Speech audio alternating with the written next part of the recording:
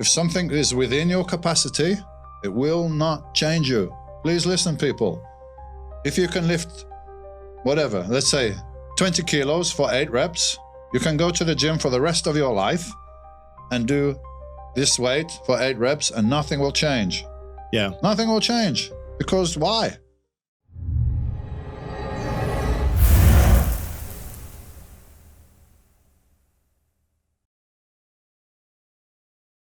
What is it, muscle growth? Why is it happening? What's causing it? And he discovers it's the intensity of the exercise. Yeah.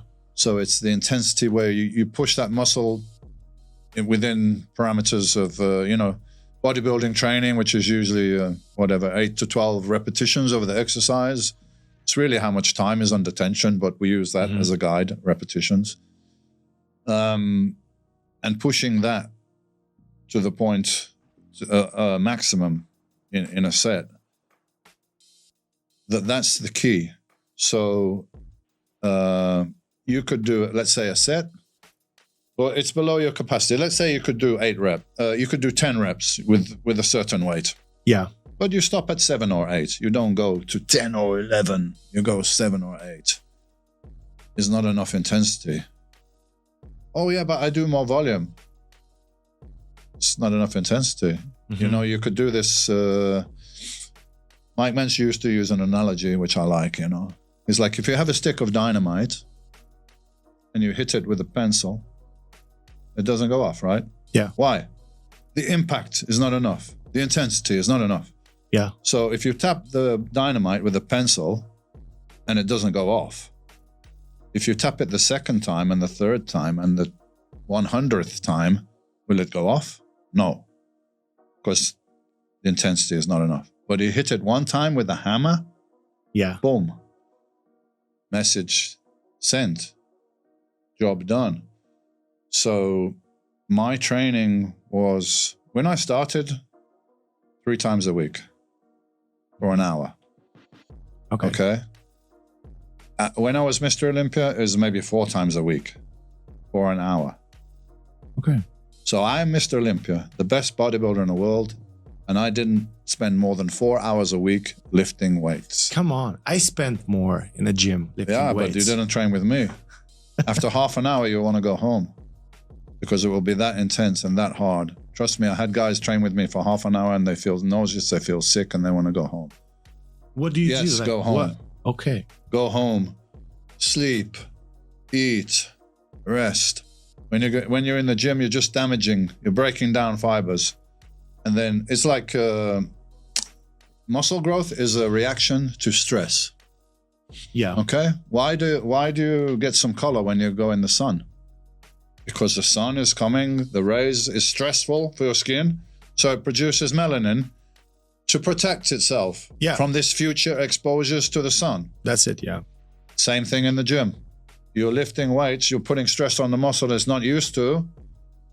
It's got to compensate. It's got to get a bit bigger and a bit stronger, so next time the stress won't be so much. And it's continually increasing the stress. So, okay, I'm going to take you to the gym. We're going to do a chest workout. Yeah. Okay, it's nice to do it like this because I can talk about it, but hey, what does it mean? Sure. What are we really doing here? Yeah. It's okay, let's go for a chest workout. You do a little warm up in the gym, whatever, 5 minutes on the bike or across, just to get your body temperature up. Yeah. Okay. We might do some light movements just for the shoulders, the surrounding areas. We're warming up. Yeah. Okay, let's go to first exercise. Let's do incline press. Yeah. Okay, I'll say to Mikael, what do you think you can do 8 reps with? Your maximum. Oh, I think I can bench press 100 kilos. Okay. So let's start with 50 kilos. Okay. Warm-up set. Yeah. Easy. 50% of 50, this estimated maximum. Yeah. Okay, you do 1 set. Rest, minute and a half. We do another set. Now with around 70 to 75% of your projected. So these 2 sets are warming up. Mm-hmm. They're getting your nervous system used to the movement. They're getting blood in the muscle. It's warming up. It's preparation. Yeah. Okay, now we're going to take the 100 kilos. Okay, on the 3rd rep, yeah. On the 3rd set. We take the 100 kilos and we're going to watch you. Yeah. I'm going to be close to the bar, and you're going to push, and I'm going to shout, and you're going to push, you're going to push, you're going to get to the point where you can't do anymore. Then I'm going to help you a little bit to complete that rep. Then we say, Mika, come on, one more. And you're going to, again, give your maximum effort, but it's failing, but I help you a little bit. So we're going just past failure, yeah? Then you put the weight down. Okay, we finish with this exercise.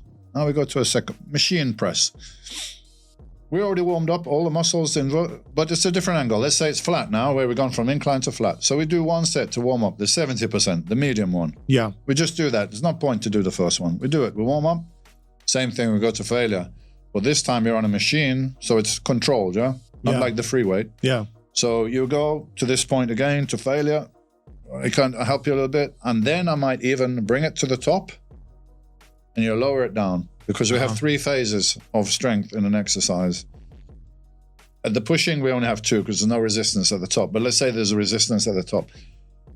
The lifting of the weight, which everyone is thinking about, this is the weakest part of the movement. Okay. Yeah. So even if you failed here, I can't do any more. Yeah, but you could lower more because the negative is not failed. Yeah. You can put more weight even to the negative. You can, yeah. So that's why you should always slow it down when you're doing an exercise. More explosive. Slow it down. More explosive, slow it. Why? Because we're trying to tax this part of the movement. Yeah. So you failed here, but I can get the weight and lift it to the top. Okay, lower it. I'll lift it to the top. You lower it. So even though you failed positively, we can do a couple of extra reps, maybe negatives. And I love. So we've gone past failure now. Yeah. We've done 2 sets. Yeah. Move on. Now we're going to do dumbbell flies. Same thing. 1 warm-up set, 1 set to failure. So also it's 1-1. So it's not 4. Usually when I go for the chest, I do 4 sets. Yeah, you're wasting a lot of time and energy. Yeah, I lost a lot of time. Yeah. Because those warm-up sets are warm-up sets. Yeah. They're within your capacity. If something is within your capacity, it will not change you. Please listen, people. If you can lift whatever, let's say 20 kilos for 8 reps, you can go to the gym for the rest of your life and do this weight for 8 reps and nothing will change. Yeah. Nothing will change. Because why? Your body wants to keep status quo. Yeah. You know, it wants to keep balance. It doesn't want to build excessive amounts of muscle. You got to, and after the first year in the gym or the year and a half, this is my observation. I see people that go to the gym, they make some progress for the first year because the body's not used to it. Yeah. So even the training is a bit ineffectual. If you've never done a push-up, if you do 10 push-ups, it will work. Yeah. But pretty soon you're doing 15 and 20 and it's not really working anymore. So you got to be always pushing it and always progressive. And this type of training I would do for about 6 weeks. And then I would do maybe 2 weeks lighter training. Like deload, let the nervous system and the joints relax a bit mentally. How you say 6 weeks? 6 weeks. This is a guideline because you have to listen to your body. But 6 weeks of all-out training, getting 1 more rep, getting stronger, going up, you get to kind of reach a plateau, you know? And then you go back down, train light within your capacity. You're resting your nervous system, resting your joints a little bit in your mind even. So you make for like 3 times a week for 1 hour. When for the chest, for example, you said we've been at the 3rd exercise. You just do 1 to warm up and then one all out. Okay. And you got to focus, you know? You got to feel it. You got to lift the weight. You got to slow it on the way down. You know, you got to put everything into this set. And I don't know, guys, please leave your phones at home. Or at least in the locker. Yeah, in the locker. Like you shouldn't be looking at, you should be just here. And even for your mind, this is beneficial. To leave the electronics and you have this hour in the gym, which is just you and your body and your focus. And it's like a meditation.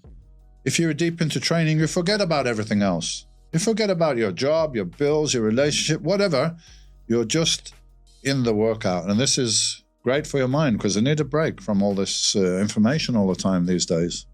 So I see training as a kind of meditation as well.